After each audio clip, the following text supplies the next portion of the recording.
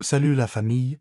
Profitez de ce moment de détente avec nos histoires pleines de charme. N'oubliez pas de vous abonner et de partager vos impressions dans la section des commentaires. Appuyez aussi généreusement sur le bouton j'aime car cela compte énormément pour nous.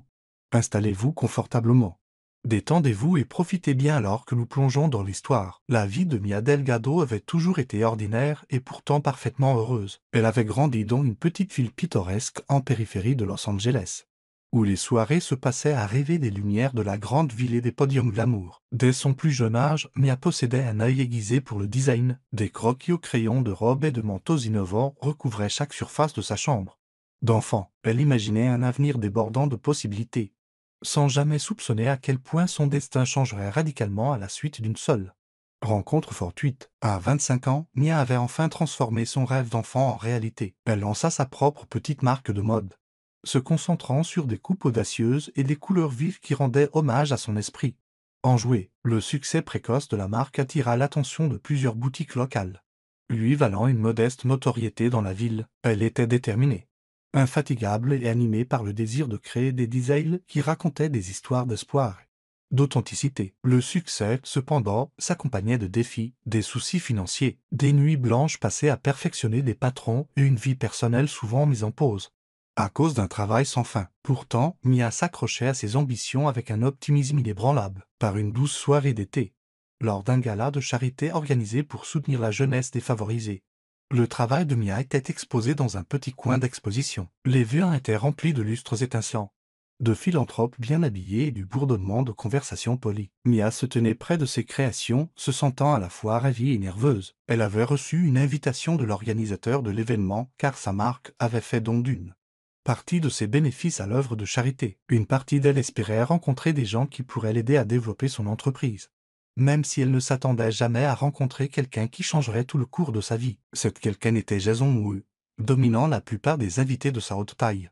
Il commandait la pièce avec ses larges épaules et un sourire sans effort. La rumeur disait qu'il était un magnat de l'investissement autodidacte, connu pour sa perspicacité aiguisée et une capacité déconcertante à multiplier la richesse. Il était le genre d'homme qui se déplaçait dans le monde comme si tout ce qui était à sa portée lui appartenait déjà, une confiance née d'un succès ininterrompu. Poussé par la curiosité, Jason se dirigea vers l'exposition de Mia.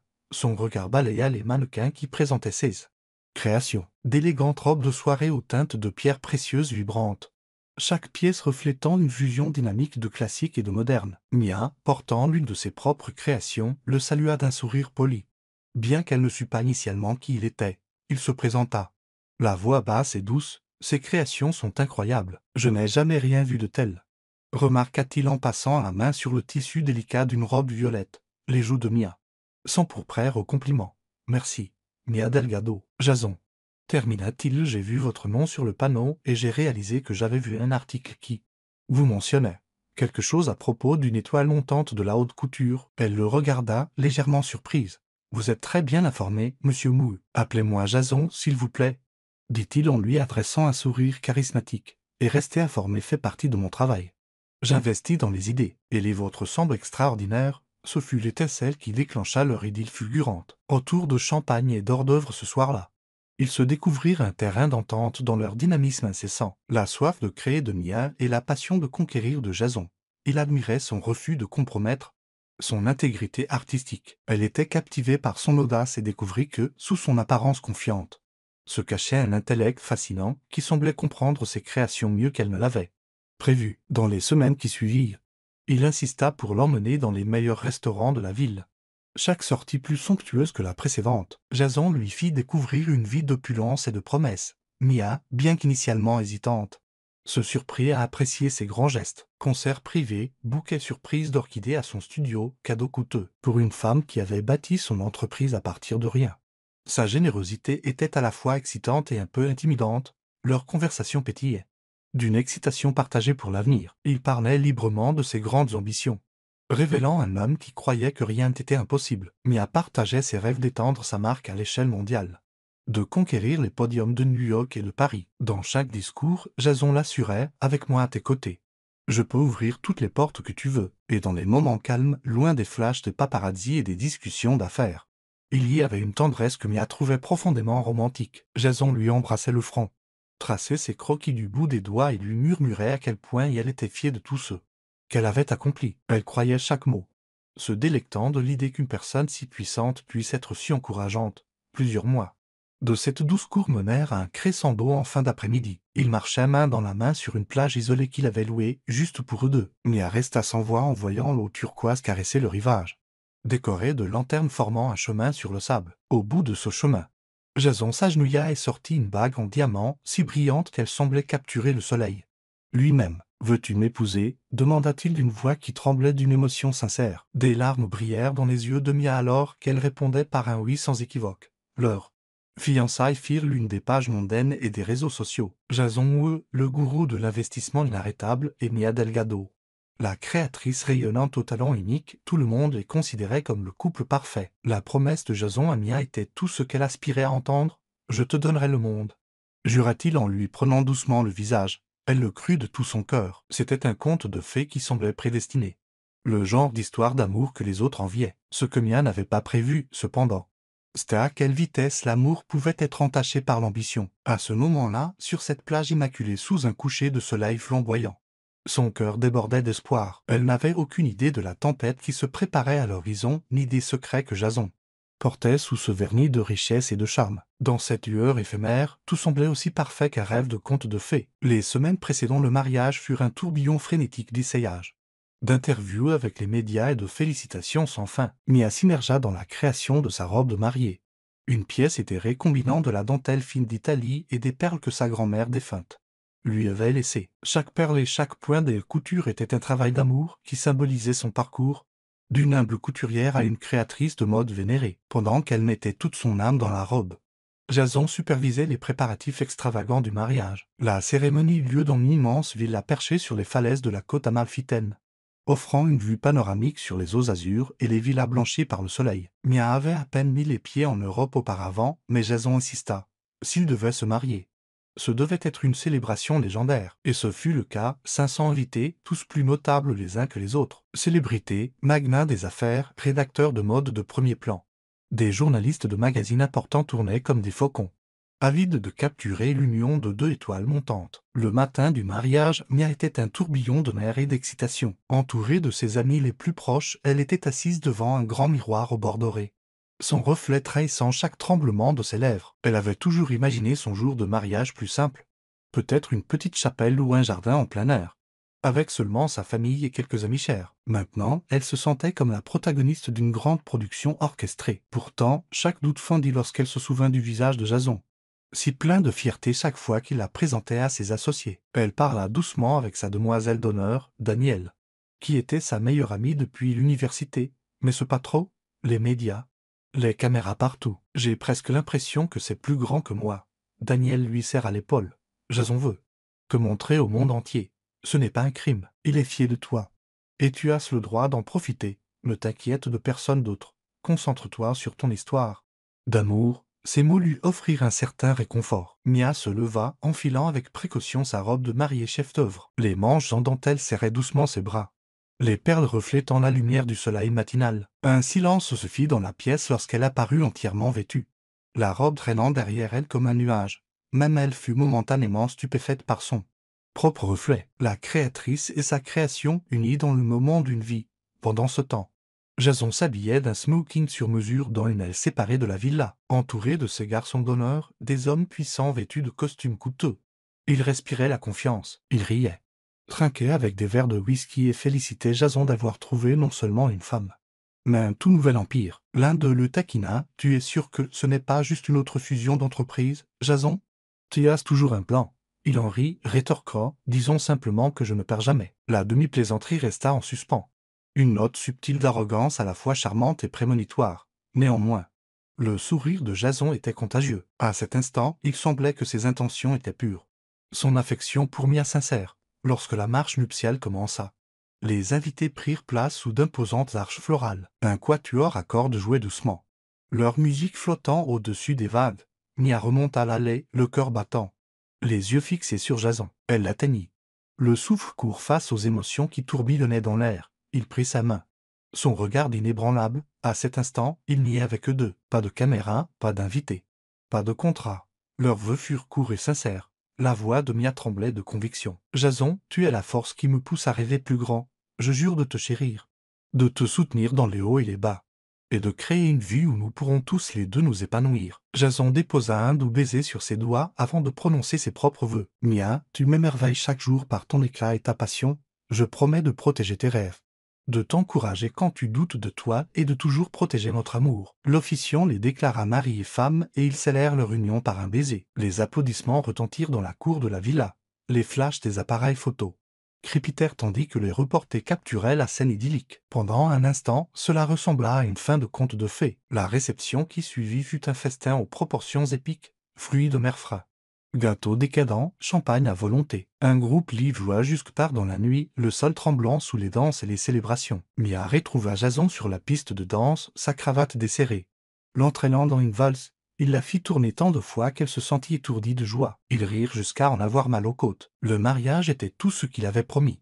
Une grande et inoubliable affaire qui fusionnait leurs deux mondes de manière transparente. Sous le ciel éclairé par la lune, Mia et Jason volèrent enfin un moment de tranquillité près d'une fontaine ornée. Il la serra dans ses bras, murmurant à son oreille « Nous sommes invincibles ensemble ». Elle hocha la tête, posant sa tête contre sa poitrine, essayant de mémoriser le rythme de son cœur. À ce moment, tous les espoirs et les rêves de Mia semblaient comblés. Elle remercia silencieusement l'univers de l'avoir bénie avec un mari qui valorisait son talent et son âme. Pourtant, alors qu'elle regardait par-dessus la mer vers l'horizon, une pensée fugace traversa son esprit. Cette euphorie durait-elle éternellement?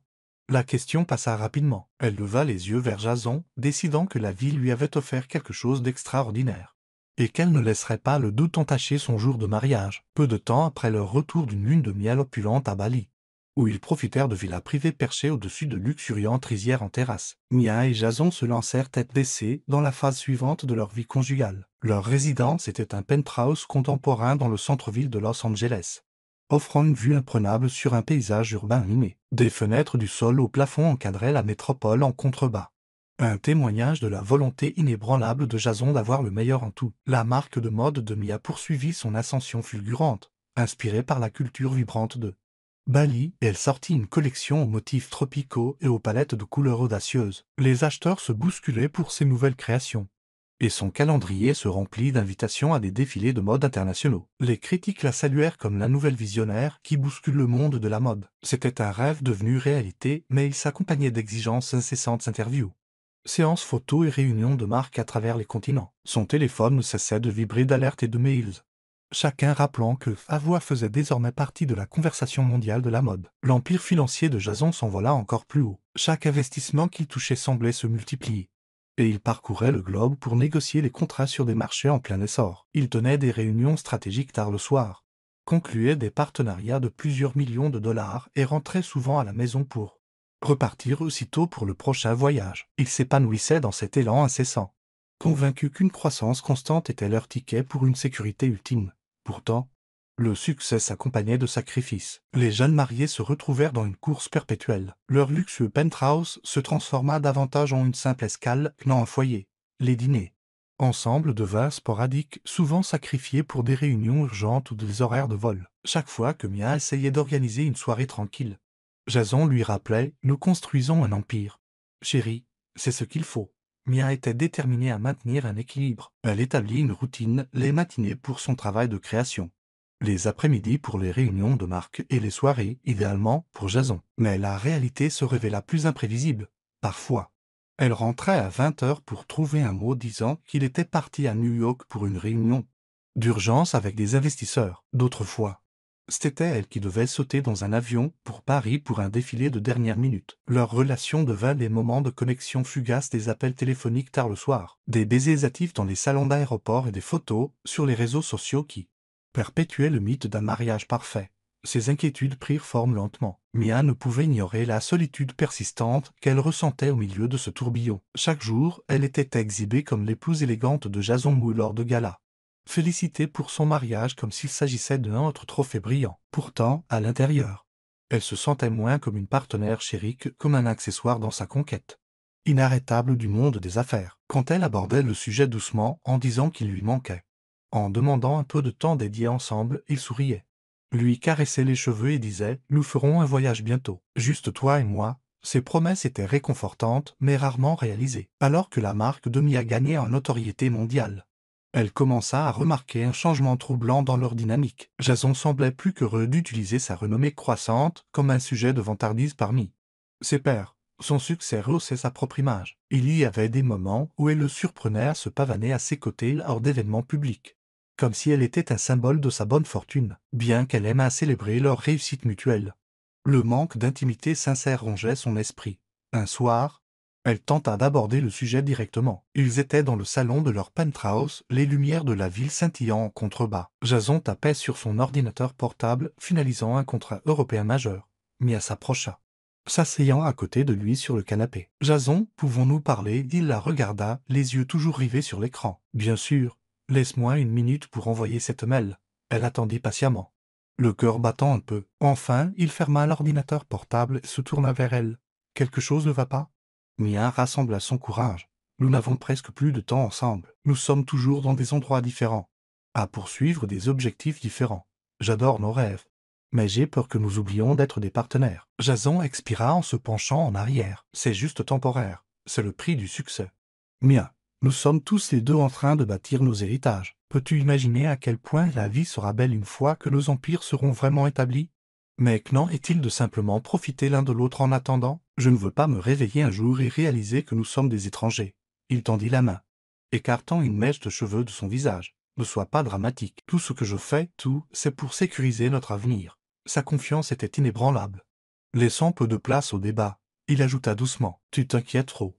Fais-moi confiance. » Mia ravala ses doutes persistants, essayant de se convaincre que ce n'était peut-être qu'une phase. Après tout, ils jonglaient tous les deux avec de nouvelles responsabilités mondiales. Le véritable test d'engagement, raisonna-t-elle, pourrait consister à persévérer à travers ces temps exigeants. Alors, elle l'embrassa sur la joue et laissa la conversation dériver vers des sujets plus légers. Jason sembla soulagé, retournant à son ordinateur portable avec une concentration renouvelée. Pourtant, la solitude qui s'installa dans sa poitrine ne se dissipa pas complètement. Les nuits où le décalage horaire la tenait éveillée, elle regardait le côté vide du lit, l'esprit assailli de questions qu'elle ne pouvait pas entièrement formuler. « Est-ce que c'est ce que je voulais vraiment ?» murmurait-elle à la pièce silencieuse. Mais le lendemain matin, elle repoussait ses doutes et se replongeait dans son travail, portée par le souvenir de la passion avec laquelle Jason l'avait autrefois courtisée, de la façon dont il désirait sa compagnie. Assurément, pensa-t-elle, le véritable amour pourrait exiger de l'endurance. Elle résolut d'être patiente,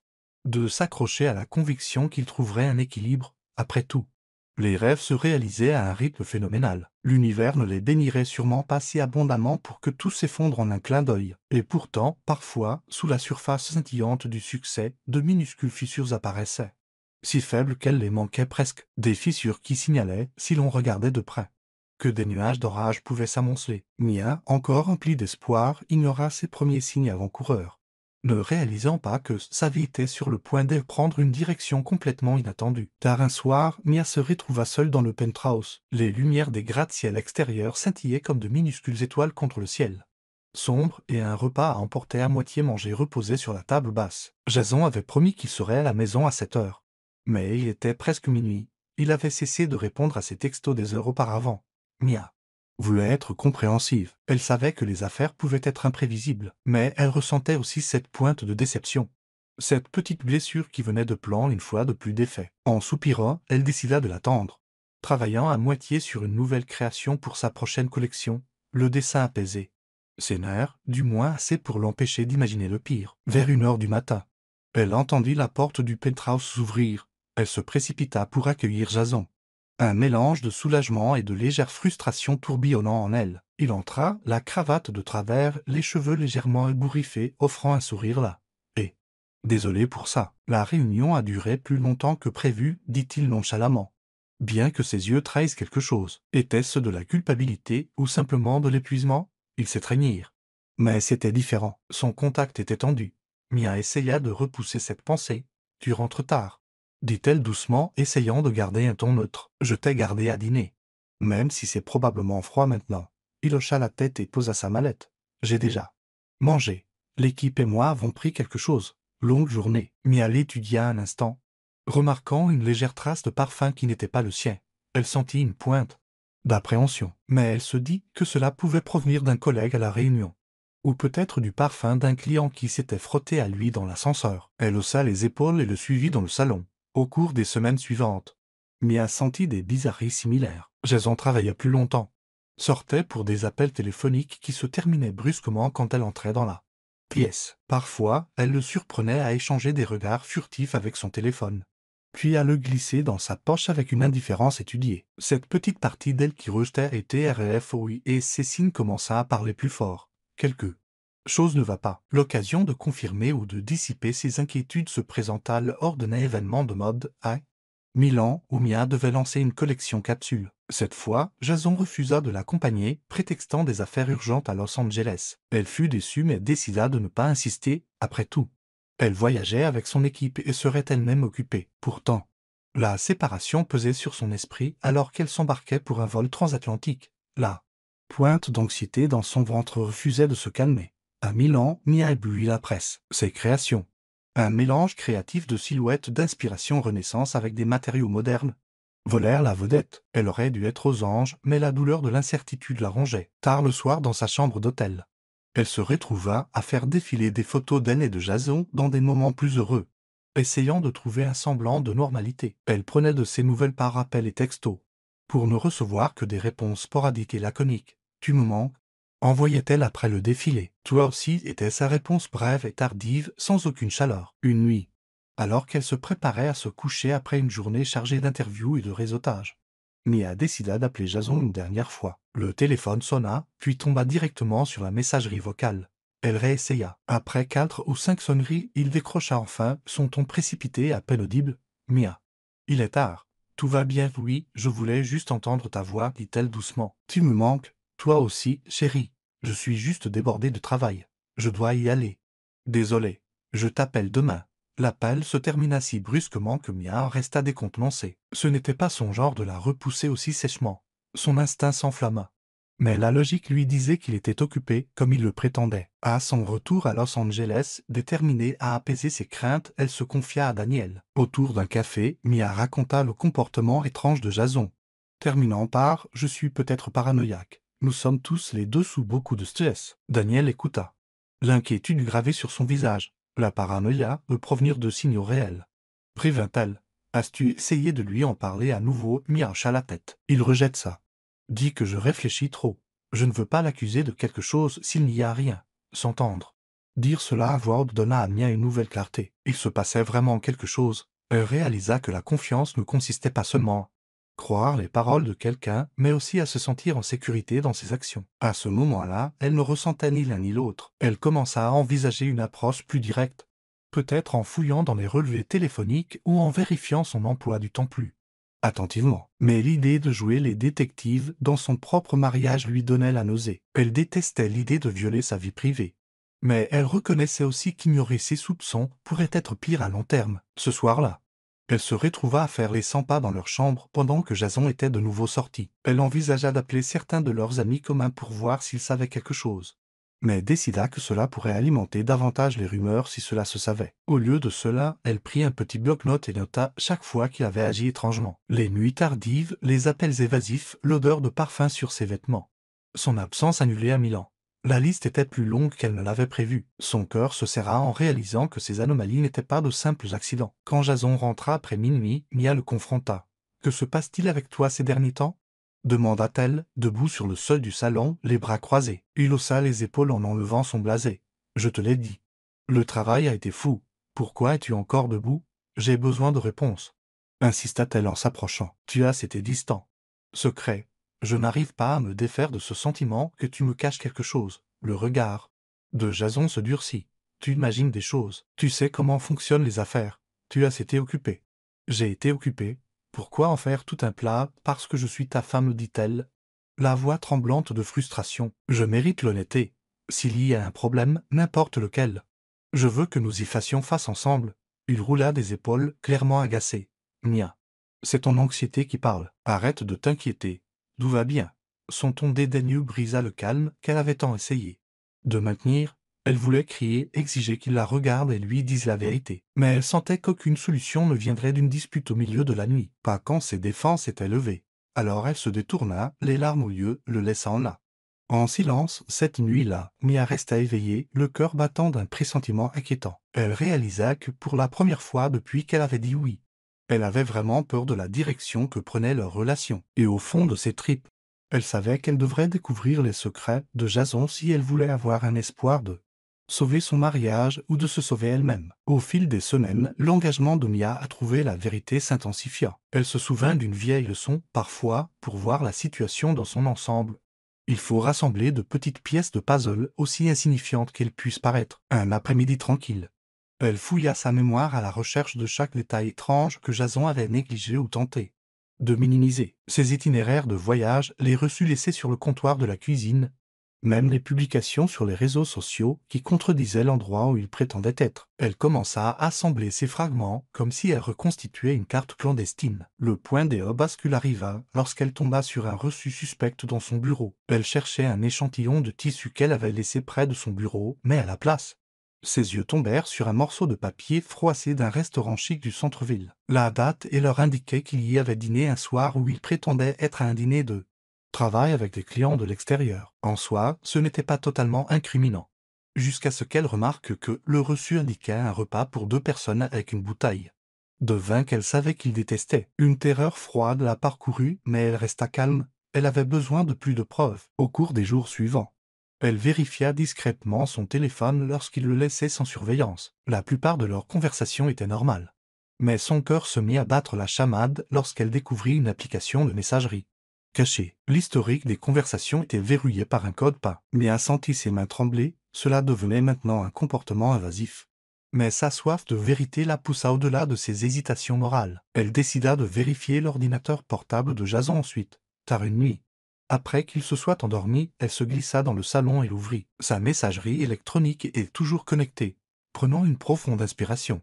Mia chercha tout ce qui sortait de l'ordinaire. Une série de mails archivés et non marqués attira son attention. Il provenait d'une femme nommée Naomi, quelqu'un qui signait avec des termes affectueux que Mia ne connaissait que trop bien. Elle cliqua sur le premier message, en lisant les mots affectueux. Décrivant des rencontres tardives et des baisers volés, la nausée lui monta à la gorge. Naomi mentionnait une prochaine rencontre, loin à quel point elle se sentait connectée à Jason. Dans un autre mail, il y avait une photo en pièces jointes, Naomi, un mannequin sculptural, souriant à l'appareil photo depuis ce qui semblait être un yacht, mais a reconnu l'arrière-plan comme étant le même yacht sur lequel Jason prétendait avoir été avec des associés. La trahison la parcourut comme une fièvre, mais ferma lentement l'ordinateur portable. Un engourdissement la submergeant. Tous ses soupçons, toutes ses nuits blanches étaient validés en un seul coup dévastateur. Jason avait bien une liaison avec Naomi. L'infidélité était déjà assez grave, mais une blessure encore plus vive venait de son attitude dédaigneuse.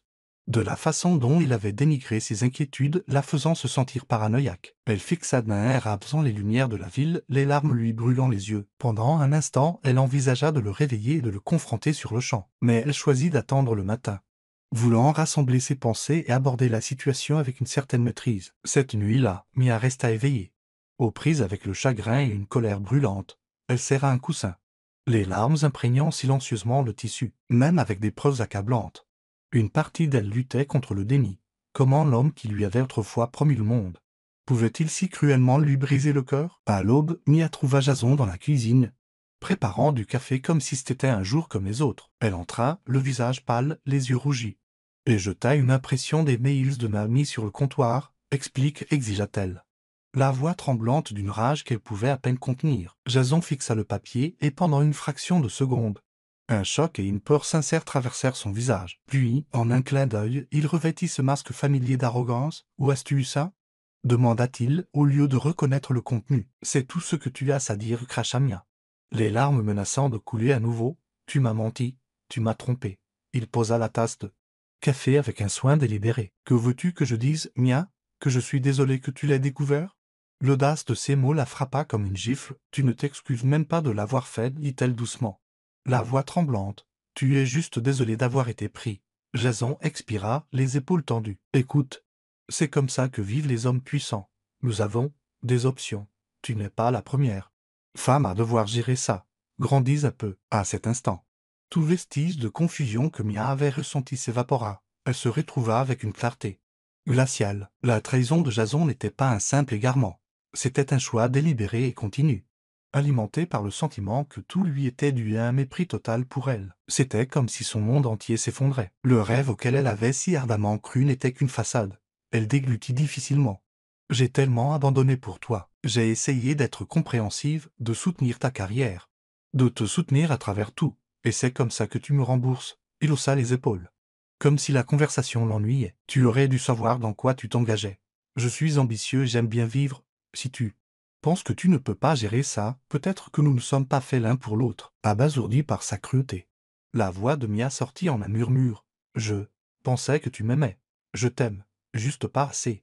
Pour me limiter, répondit-il froidement. Si tu étais intelligente, tu regarderais ailleurs et profiterais des avantages. Nous avons une bonne situation ici. Les larmes coulaient librement maintenant. Mais ses yeux brillaient de détermination. Elle tourna les talons et se précipita dans la chambre, claquant la porte derrière elle. Seule, elle s'effondra sur le bord du lit, sanglotant dans ses mains. Il était inconcevable que le Jason chaleureux et encourageant qu'elle avait connu puisse devenir si froid, si dédaigneux. Au cours des heures suivantes, Jason resta à l'écart, sentant probablement qu'aucune conversation ne l'aiderait à échapper à ses responsabilités. Mia, bien que dévastée, reconnut que ses prochaines étapes étaient d'une importance capitale. Elle devait décider si elle se soumettrait à ses exigences, jouant l'épouse dévouée d'un homme qui affichait son infidélité, ou si elle se libérerait de la vie qu'il avait construite. Son premier appel fut pour Daniel.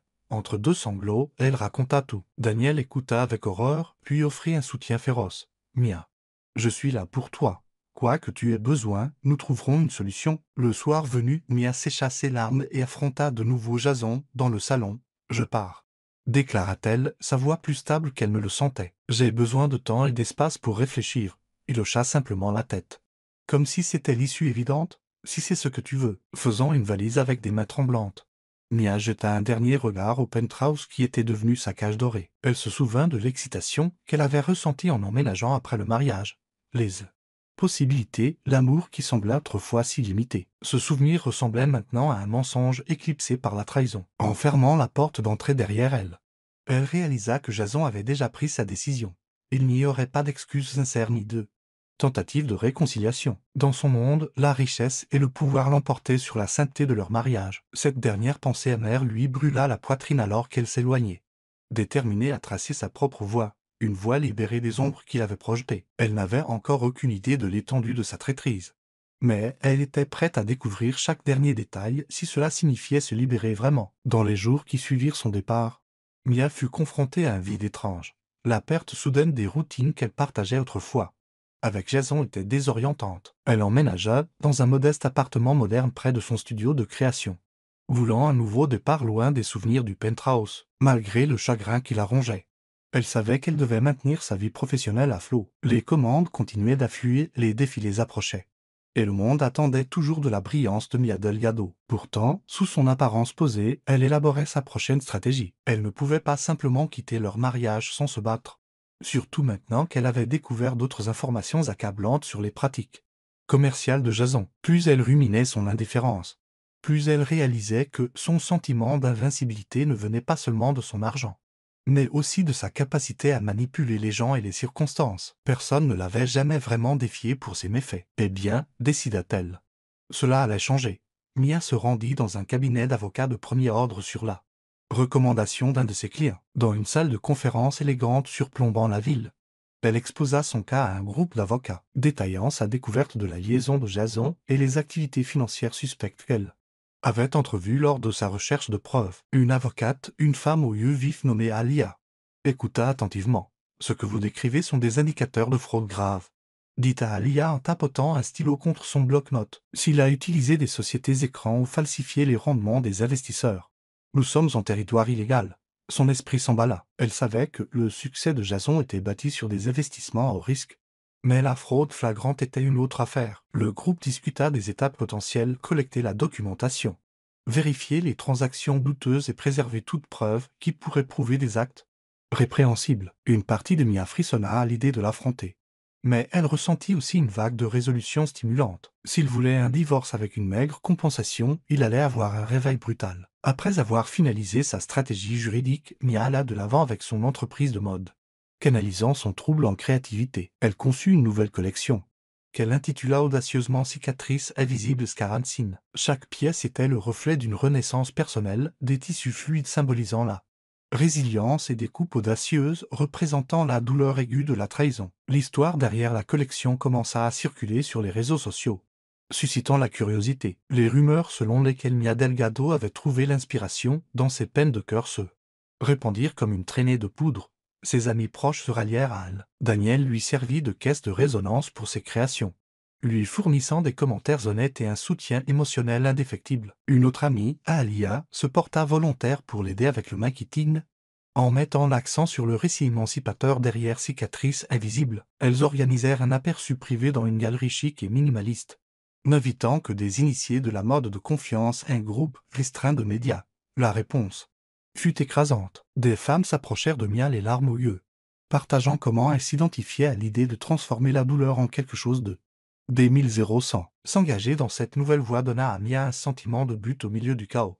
Elle surveillait également la presse pour toute mention de Jason. Des murmures de sa liaison avaient commencé à faire surface, alimentés par les publications énigmatiques de Naomi sur les réseaux sociaux, des photos de dîners somptueux et des légendes cryptiques faisant allusion à un amant riche. L'équipe de relations publiques de Jason avait jusqu'à présent réussi à empêcher le scandale d'éclater, mais des fissures se formaient dans son image impeccable. Occasionnellement, un tabloïd publiait une histoire spéculative sur des problèmes au paradis pour le couple puissant, accompagné de photos de paparazzi de Mia sortant seule de son nouvel immeuble. Pendant ce temps, l'équipe juridique de Jason prit contact par les voies officielles, envoyant les premiers papiers de divorce qui offraient à Mia une compensation, presse insultante, compte tenu de sa contribution à son cercle social et à son image de marque. Les documents étaient enrobés de flatteries, la louant comme une créatrice talentueuse, reconnaissant sa détresse émotionnelle, mais poussant finalement à une sortie rapide et discrète. Mia refusa de signer. Elle transmit les documents à Alia et poursuivit son enquête,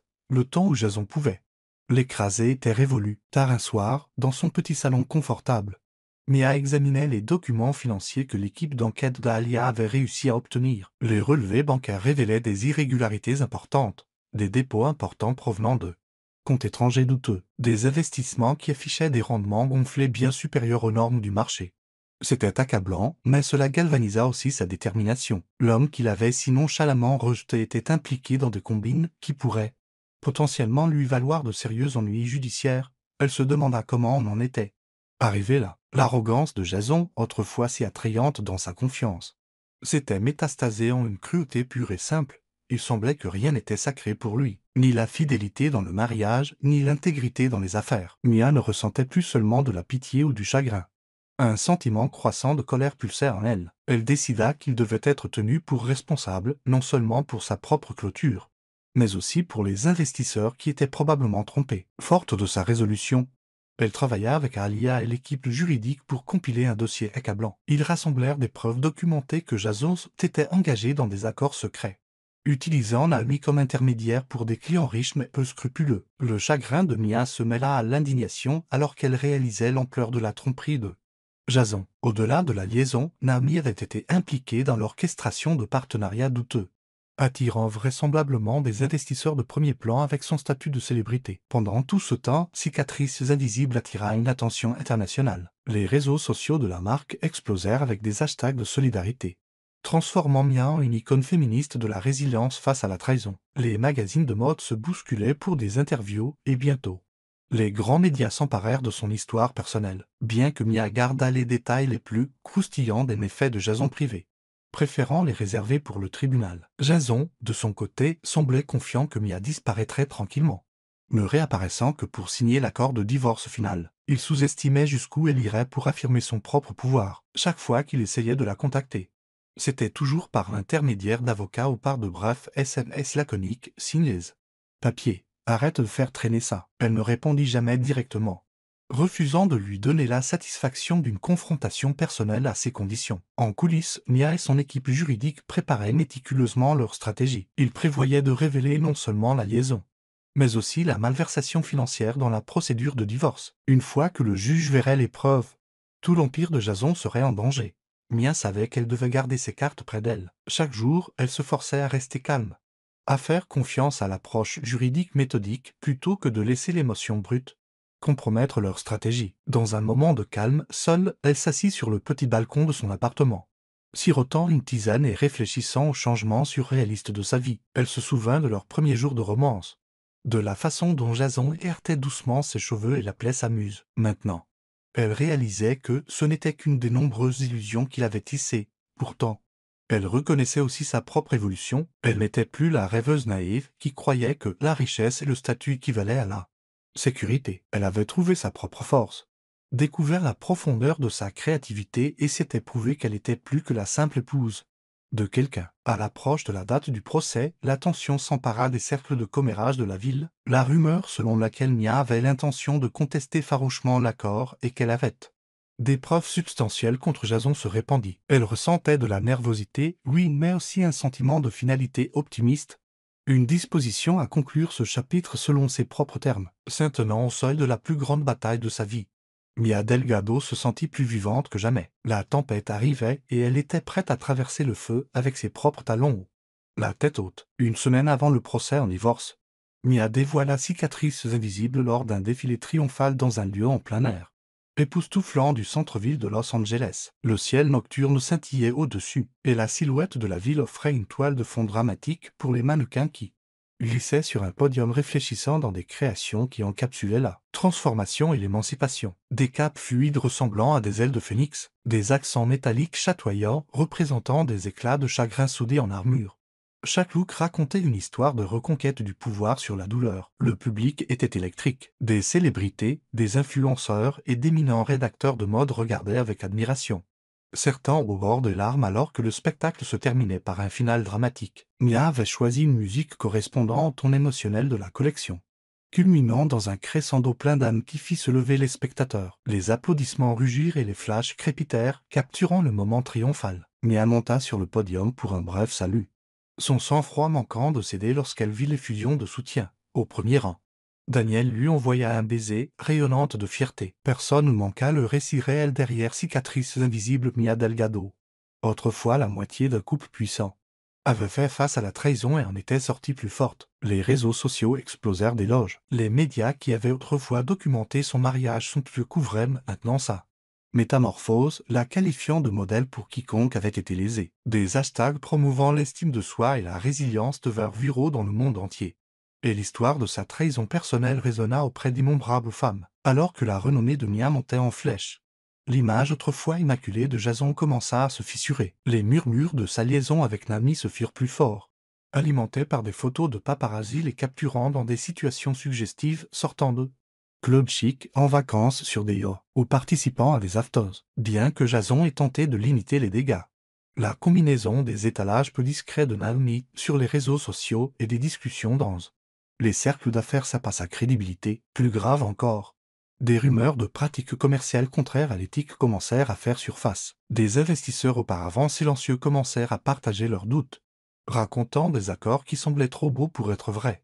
La presse s'empara de chaque bride de scandale. L'équipe de relations publiques de Jason s'efforça de dépeindre Mia comme une femme cherchant à se venger par jalousie, mais leur version des faits tomba à plat face à sa dignité inébranlable. Elle parlait rarement de lui publiquement, à part pour remercier ses fans de leur soutien et se concentrer sur le message de sa nouvelle collection. Sa retenue la rendit encore plus attrayante pour le public, tandis que ses manœuvres évasives ne firent qu'alimenter les soupçons croissants qu'il avait quelque chose à cacher. Pendant ce temps, en coulisses, l'équipe juridique de Mia finalisait méticuleusement sa stratégie. Ils préparèrent un dossier de preuves accablant, le triant chronologiquement pour montrer la tromperie systématique de Jason. Relevés bancaires, témoignages d'investisseurs qui se sentaient floués, implication de Naomi.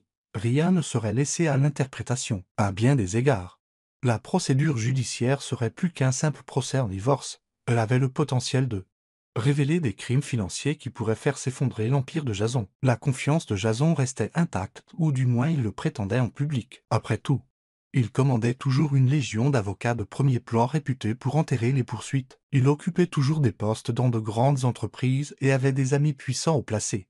Des hommes qui croyaient en la loyauté au sein de l'élite. Mais à mesure que l'attention des médias s'intensifiait, ses allégeances s'affaiblirent. Les proches de Jason commencèrent à se demander si le défendre valait la peine de risquer leur propre réputation.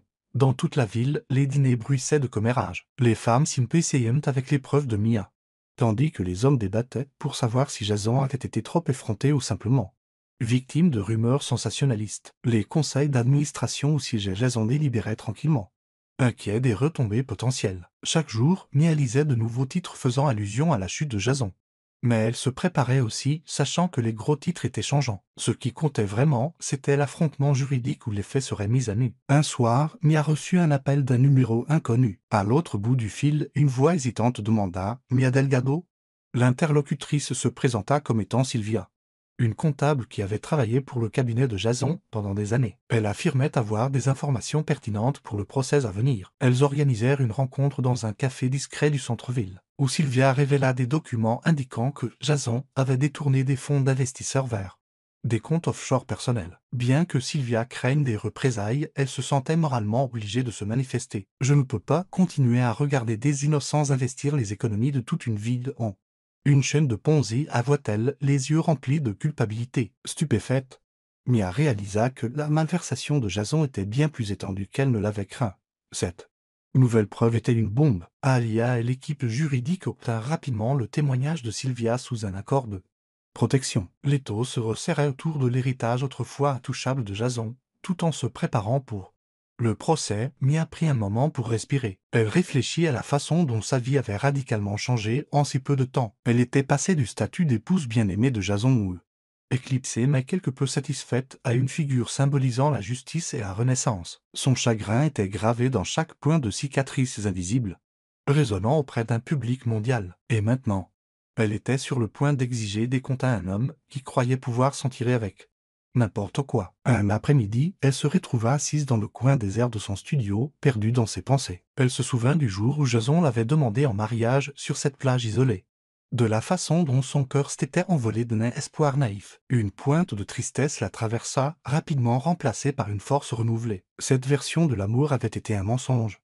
mais elle l'avait aussi conduite à découvrir la vérité la plus importante de toutes. Elle pouvait se tenir debout seule et prospérer. La représentation de Mia par les médias comme un phénix renaissant de ses cendres alimenta sa confiance. Des interviews avec des réseaux mondiaux l'attendaient, et de grands magnats de la mode exprimèrent leur intérêt pour une collaboration. Pourtant, aucune de ces opportunités ne la détourna de son objectif principal, le procès qui allait bientôt commencer. Elle savait que ce serait émotionnellement éprouvant, ravivant des souvenirs douloureux et des détails inconfortables sur leur vie privée.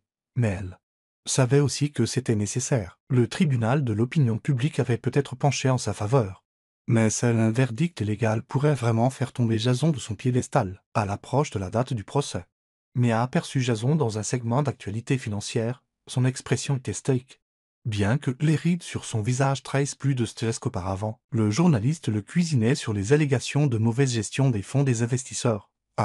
Chaque question, il esquivait avec un sang-froid étudié. Mais pour la première fois, Mia vit une lueur d'incertitude dans ses yeux. Il perdait le contrôle. À cet instant, elle ressentit une vague de justification. Ce n'était pas seulement pour elle, mais pour chaque investisseur, chaque employé, chaque personne qui avait jamais fait confiance à la façade scintillante de Jason. Tout le chagrin, les larmes, les nuits blanches allaient bientôt culminer dans une confrontation qu'il n'avait jamais vue venir. Et Mia était prête, soutenue par l'empathie du monde et animée par une droiture qui venait du fait de se défendre et de défendre les autres qui l'avaient lésée. Le matin du procès en divorce, Mia se réveilla avant le lever du soleil. L'anxiété s'enroulait dans son estomac, mais elle se calma d'une profonde inspiration, se rappelant tout ce qu'elle avait surmonté. Alia lui avait conseillé de maîtriser ses émotions. Les juges appréciaient souvent le sang-froid face à l'adversité. Pourtant, Mia avait l'intention de faire une déclaration, une qui resterait à jamais gravée dans l'esprit du public. Elle choisit une robe rouge de sa ligne cicatrices invisibles.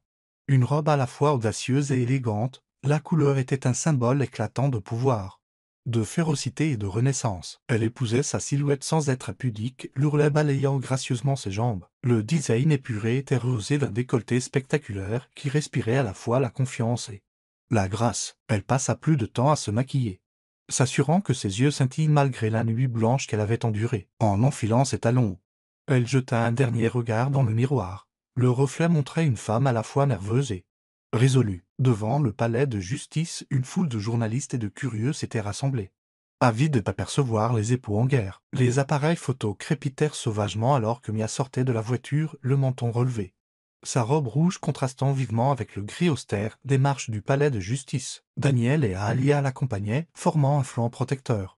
Bien que leurs visages révèlent leur propre appréhension, la foule murmura d'admiration. Certains l'acclamant. Pendant ce temps, Jason était introuvable, entrant probablement par une entrée privée pour éviter le cirque médiatique. À l'intérieur, la salle d'audience bourdonnait de tension. Les avocats compulsaient des documents sur d'imposantes tables en bois, tandis que la galerie se remplissait de journalistes et de citoyens curieux. L'équipe d'avocats de haut vol de Jason était assise à une table, leurs costumes sur mesure et leurs sourires étudiés exsudant la confiance. Mia s'approcha de la table posée aux côtés d'Alia, qui lui fit un signe de tête rassurant. Un silence se fit lorsque le juge entra, ordonnant à la salle de se lever. Une fois assis, la procédure commença. L'avocat de Jason demanda une audience de règlement rapide, arguant que faire traîner l'affaire ne servait les intérêts de personne. Alia répliqua que des allégations importantes de faute financière devaient être abordées, incitant le juge à examiner attentivement les preuves qui seraient présentées. La tension crépitait dans l'air. Enfin, Mia se leva, levant la main droite pour prêter serment. Elle se dirigea vers la barre des témoins, chaque claquement de ses talons résonnant dans la salle d'audience. Elle pouvait sentir le regard de Jason sur elle, mais elle refusa de le regarder. Elle répondit calmement aux questions initiales d'Alia, déclarant son nom, sa profession, la durée de son mariage. Puis vinrent les questions plus délicates: comment elle avait découvert la liaison, comment Jason avait réagi lorsqu'elle l'avait confronté. Alia la guida vers les documents financiers, un par un. Mia confirma l'authenticité des relevés montrant des transactions importantes et non justifiées. Elle raconta les témoignages d'investisseurs qui affirmaient n'avoir jamais reçu les rendements promis. Toute la salle d'audience écoutait attentivement, certains se penchant en avant sur leur siège. L'expression du juge devint plus grave à chaque révélation. Les avocats de Jason tentèrent de saper sa crédibilité, suggérant qu'elle n'était qu'une épouse bafouée cherchant à se venger. Dans une performance répétée, ils dépeignirent Jason comme un homme d'affaires travailleur, assez malchanceux pour que ses problèmes personnels soient utilisés contre lui. Mia garda son sang-froid, répondant de manière concise mais ferme: « Je n'ai aucun intérêt à me venger.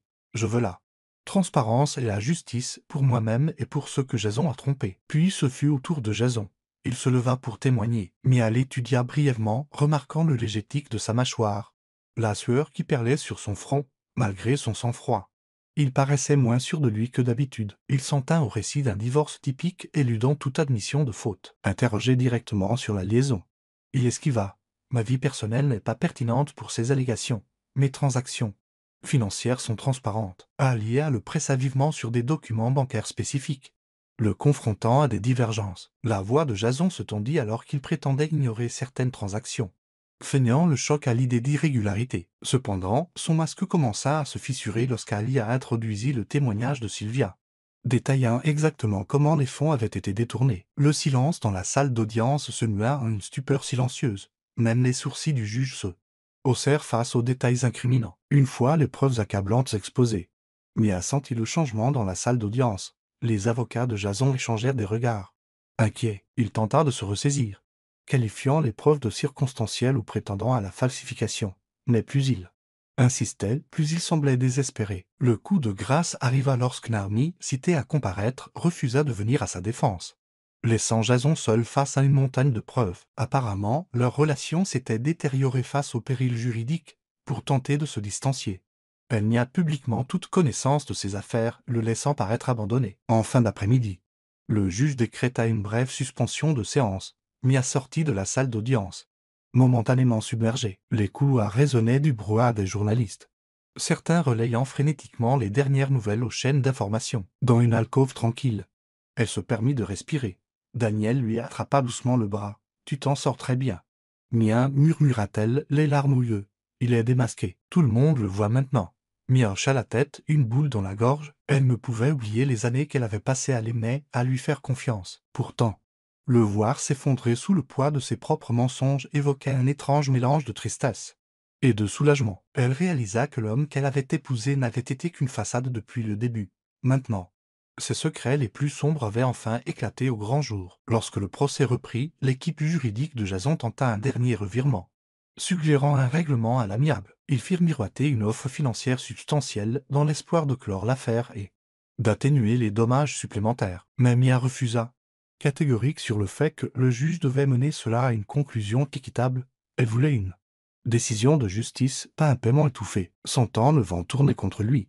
Jason s'adressa enfin directement à Mia d'un ton bas et pressant lorsque les deux parties furent invités à s'approcher de l'estrade pour une discussion. Accepte l'accord, siffla-t-il. Les yeux pleins de désespoir. Je peux encore sauver ta réputation, et la mienne. Ça n'a pas à empirer. Mia croisa son regard pour la première fois de la journée. Tu ne peux plus me menacer, dit-elle doucement en reculant. C'est fini. Ses yeux s'enflammèrent de colère. Mais il ne dit rien de plus. Le juge les renvoya à leurs tables respectives. Après quelques délibérations supplémentaires, le juge ANNONCC dit à la nécessité d'examiner les preuves de manière approfondie avant de rendre une décision sur le divorce et les allégations de malversation financière, malgré l'absence de décision immédiate. L'expression abattue de Jason indiqua à Mia qu'elle avait effectivement gagné. Son empire, autrefois intouchable, était au bord de l'effondrement. En quittant le palais de justice, Mia fut assaillie par les journalistes. Elle offrit une simple déclaration. J'ai foi en le système judiciaire. J'apprécie le soutien de tous. Puis elle se glissa dans sa voiture.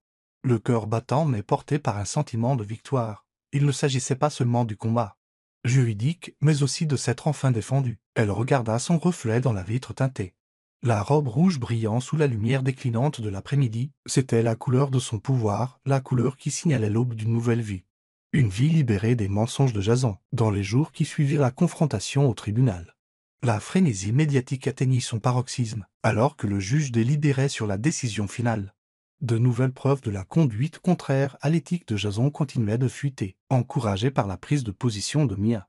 Plusieurs anciens employés et investisseurs se manifestèrent, chacun avec des histoires de promesses trompeuses ou de silences forcés. Un homme, un retraité âgé, raconta en larmes comment il avait investi les économies de toute une vie, faisant confiance à la réputation de génie financier de Jason. Sa fortune s'était évaporée dans des entreprises fantômes sans aucune responsabilité. Le téléphone de Jason, autrefois un portail vers des contrats mondiaux, explosa d'une urgence d'un autre genre. Des appels d'investisseurs furieux, d'associés paniqués et de médias avides d'un commentaire. Sa stratégie de relations publiques s'effondra alors que chaque démenti était contredit par de nouvelles révélations. Les institutions bancaires gelèrent les comptes suspects et les organismes de réglementation laissèrent entrevoir de possibles enquêtes. Certains des partenaires commerciaux de premier plan de Jason prirent publiquement leur distance, condamnant ses actions pour protéger leur propre marque. Chez lui, bien qu'il séjournât désormais fréquemment dans des hôtels, Jason se retrouvait isolé. Mamie était partie, lui laissant une note laconique qui disait « Je ne vais pas payer pour tes erreurs ». D'anciens amis inquiets des retombées potentielles cessèrent progressivement de prendre ses appels. Pour un homme qui s'épanouissait autrefois dans l'admiration des cercles puissants, la solitude était écrasante. Pendant ce temps, la vie de Mia prit un nouveau rythme. Elle se concentra sur son entreprise, élargissant son équipe pour faire face à la demande croissante pour cicatrices invisibles. Les commandes affluèrent des grands détaillants, et les invitations à prendre la parole lors d'événements de l'industrie arrivaient. Quotidiennement, le succès était doux amer. Elle se demandait parfois ce que cela aurait été de partager ses victoires avec un partenaire qui la soutenait. Mais elle se réconfortait en sachant que chaque nouvelle étape était une qu'elle avait méritée par ses propres moyens. Un matin, elle apprit que Jason avait perdu son poste de directeur dans une grande société d'investissement. L'entreprise publia une déclaration citant des préoccupations éthiques et la nécessité de préserver la confiance des parties prenantes. Les analystes financiers prédisaient de nouveaux effondrements d'entreprises liés à son portefeuille autrefois abluissant. Les réseaux sociaux s'embrasèrent de discussions. Certains trouvaient une joie maligne à voir tomber un riche magnat, tandis que d'autres témoignaient de la pitié ou du moins de la curiosité sur la façon dont quelqu'un avec tant de choses pouvait tout perdre. Au milieu du chaos, le juge rendit enfin une décision de divorce en faveur de Mia. Les preuves d'adultère et de malversation financière conduisirent le tribunal à lui accorder une somme substantielle, bien qu'elle n'eût aucune intention de s'en vanter. En privé, elle confia à Daniel « Je ne célèbre pas sa chute, je célèbre ma liberté. » Pourtant, Jason n'était pas entièrement tiré d'affaire. Des agences gouvernementales annoncèrent des enquêtes officielles sur ses pratiques commerciales, soulevant la possibilité de poursuites civiles ou pénales. Les paparazzi prirent des clichés occasionnels de lui, l'air hagard, portant le même costume froissé pendant des jours. Ses yeux, autrefois pleins de confiance, étaient hantés. Il ne trouva aucun réconfort parmi les hautes sphères qu'il dirigeait autrefois. Il l'avait déjà remplacé par des visages frais et moins scandaleux. Incapable de faire face, il tenta de contacter Mia dans un dernier effort. Un soir, son téléphone vibra avec un numéro inconnu. Elle répondit avec hésitation. « Mia. » « C'est moi », grinça la voix de Jason. « Nous devons parler. » Son cœur se serra. Mais elle resta ferme. Je ne vois pas ce qu'il reste à discuter. Jason, le juge a statué. Il expirait un souffle tremblant. J'ai tout perdu. Mes entreprises. Ma réputation. J'ai juste besoin de... Elle le coupa, un ton sévère dans la voix. Tu avais besoin de moi quand tu me prenais pour acquise. Tu avais besoin de moi quand tu refusais d'entendre mes inquiétudes. Maintenant que ton monde s'effondre, tu te souviens soudain de mon nom, je suis désolé. Mais cette porte est fermée. Il tenta des excuses, mais elle sonnait creux. Je suis désolé, dit-il maladroitement, le mot étranger dans sa bouche. J'ai eu tort. Mia. J'ai juste besoin d'aide. La prise de Mia se resserra sur le téléphone. Elle imagina l'homme qu'il avait autrefois fait rire sur des plages éclairées par la lune. Le même homme qui avait brisé sa confiance. Son état pitoyable évoqua une fugace pointe de pitié. Mais sa résolution resta ferme. Tu as brûlé tous les ponts. C'est le prix de la trahison. Jason, sur ce, elle termina l'appel. Sa poitrine se serra par la suite, mais elle savait qu'elle avait fait le bon choix. Certains pourraient prétendre que le pardon était une vertu, mais dans ce cas, elle reconnaissait que le soutenir davantage ne ferait que perpétuer son cycle de manipulation. Elle lui avait donné toutes les chances de changer, de s'excuser sincèrement. Et il les avait méprisés jusqu'à ce qu'il n'ait plus d'autre choix. Au cours des semaines suivantes, Jason continua sa chute. Les poursuites s'accumulèrent. Et ces batailles juridiques exigèrent une fortune en frais d'avocat. Le somptueux penthouse, autrefois symbole de leur succès commun, fut mis en vente. Mais trouva peu d'acheteurs méfiant des complications juridiques, dont une amère ironie. Jason regarda l'empire qu'il avait bâti sur des mensonges effondrés pièce par pièce. Les médias, autrefois fascinés par ses investissements avisés, chroniquaient maintenant sa chute comme une histoire édifiante sur les plateformes sociales. Les gens faisaient circuler des mèmes sur la chute de Jason juxtaposés au triomphe de Mia sur les podiums. Certains y voyaient le karma. D'autres, un témoignage de l'imprévisibilité de la gloire et de la fortune. Mia essaya d'éviter la frénésie des réseaux sociaux. Son but n'avait jamais été la vengeance. Mais quand elle vit le soutien qui affluait pour elle, elle se sentit validée. Elle avait transformé son chagrin en une inspiration pour des milliers, voire des millions de personnes. Ce faisant, elle avait reconquis sa voix et son destin. Tard dans la nuit, quand le monde dormait et que son esprit vagabondait, Mia ressentait une lueur de tristesse pour le rêve qui n'avait jamais été un mariage aimant, un partenariat équilibré. Mais chaque matin, elle se relevait plus forte, se consacrant à nouveau à son art et au réseau de soutien d'amis qui l'entouraient. Elle se le devait à elle-même et à chaque femme qui voyait en elle un exemple pour sortir de là. Trahison avec une dignité inébranlable. Jason, en revanche, restait à contempler ses erreurs dans l'ombre. Une figure d'avertissement dans la cité des anges, où les illusions peuvent être aussi fragiles que captivantes. Plusieurs mois passèrent et la vie de Mia prit un nouvel éclat brillant. Elle se retrouva plus occupée que jamais, mais cette fois, le travail semblait avoir un but, moins lié aux ambitions de quelqu'un d'autre. Son nouvel appartement débordait de chaleur, des photographies encadrées de ses défilés, la lumière du soleil entrant à flot par de hautes fenêtres, des fleurs fraîches placées dans chaque coin. Là-haut, elle s'était sentie vide dans son mariage. Elle se sentait maintenant comblée par la carrière et la communauté qu'elle avait nourrie. Cicatrice invisible continua de dominer les gros titres de la mode. Et Mia commença à planifier une collection de suivi qui explorait le thème du renouveau, intégrant des tissus durables et des partenariats philanthropiques. Une partie des bénéfices serait reversée à des organisations soutenant les femmes confrontées au divorce ou à des trahisons domestiques. Une initiative qui résonna profondément auprès de son public. Elle accepta des collaborations de vétérans respectés de l'industrie qui admiraient sa résilience et son talent.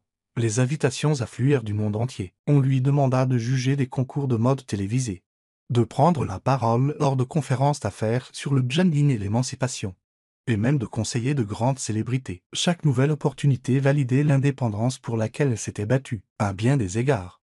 Son chagrin personnel avait conduit à une révolution professionnelle qu'elle n'avait pas anticipée. Sur le plan social, Mia cultiva de véritables amitiés avec d'autres créateurs et entrepreneurs qui appréciaient son authenticité plutôt que son association avec un mari riche. Elle redécouvrit des plaisirs simples, de longs dîners avec des amis à discuter de tout, de l'art au voyage, des soirées tranquilles à siroter du thé et à dessiner à la lueur des bougies, ou des escapades de week-end spontanées pour recharger sa créativité. Là-haut, sa vie ressemblait autrefois à une performance à haut risque.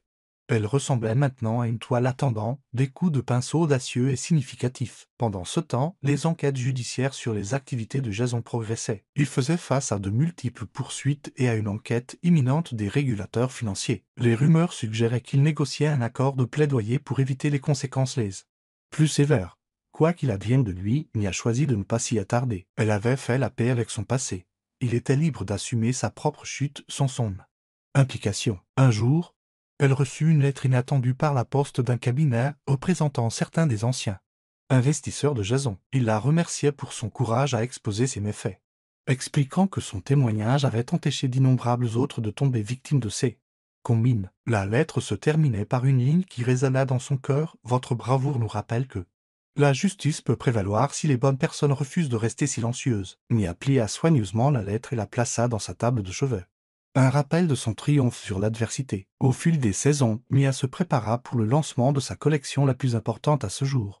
Un événement qui servirait également de collecte de fonds caritative. Le thème était Renaissance, une suite logique à cicatrices invisibles. Au lieu du chagrin, ses créations étaient centrées sur l'espoir et la régénération, avec des tons pastels, des motifs floraux et des silhouettes aériennes qui parlaient de libération. Le podium serait installé dans un vaste jardin botanique, ouvert à la fois aux riches mécènes et aux admirateurs de tous les jours qui avaient suivi son parcours en ligne. Le soir du défilé, une énergie vibrante imprégnait le jardin. Des rangées de sièges bordaient des allées entourées de fleurs épanouies et de fontaines doucement éclairées. Les mannequins glissaient à travers la verdure, portant des robes confectionnées à partir de matériaux écologiques, du tulle en plastique recyclé, du coton biologique teint avec des pigments naturels. Le public applaudit, certains visiblement émus par la fusion de la mode et de la philanthropie. Lorsque le dernier mannequin fit son salut, Mia monta sur le podium sous une ovation debout. Les flashs crépitèrent sauvagement, et le bourdonnement d'admiration balaya le jardin. Submergée par l'émotion, elle prit un moment avant de parler dans le micro. « Merci de croire en ma vision, dit-elle, la voix stable malgré les larmes qui montaient à ses yeux. Cette collection est un témoignage du pouvoir de la transformation. La vie peut nous blesser de manière inattendue, mais nous pouvons nous relever plus sages, plus forts et avec une plus grande compassion pour nous-mêmes et pour les autres. » La foule éclata en acclamations. Après le défilé, elle se mêla aux invités, dont beaucoup la remercièrent personnellement d'avoir partagé son histoire de chagrin et de triomphe. Une femme d'une quarantaine d'années s'approcha en larmes, expliquant qu'elle aussi avait quitté une relation destructrice après avoir lu l'histoire de Mia. « Vous m'avez donné de l'espoir, murmura-t-elle, la voix tremblante. Plus tard, Mia retrouva 0 100 000 et Aria,